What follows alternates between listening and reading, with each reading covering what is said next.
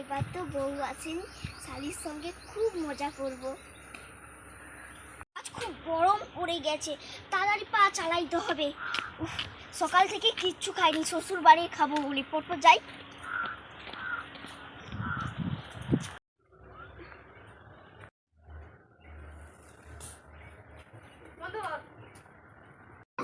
দরজা খুলুন।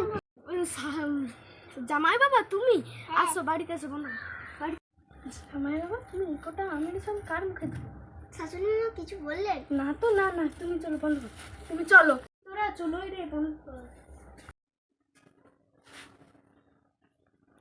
হ্যাঁ বাবা, তুমি কতদিন স্নান করোনি? 2-3 মাস।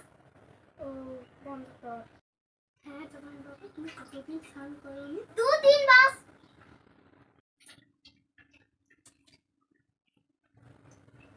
এই নো জামাই, এটা তোমাকে বিপদের থেকে বাঁচাবে।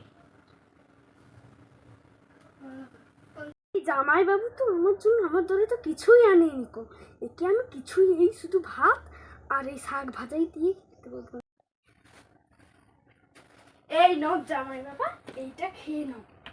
শাশুড়ি মা কি হয়েছে? খৈনি আছে নাই? ভাত খেয়ে আমার নাই আগে না না আগে।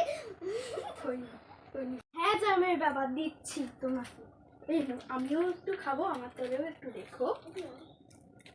এই নাও, তাড়াতাড়ি ভাতগুলো খেয়ে নাও।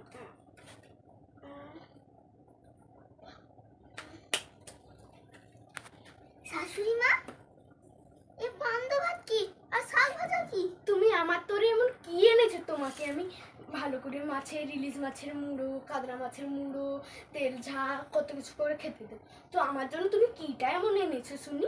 তোমাকে আমি ওইভাবে খেতে দেবো। খাবো।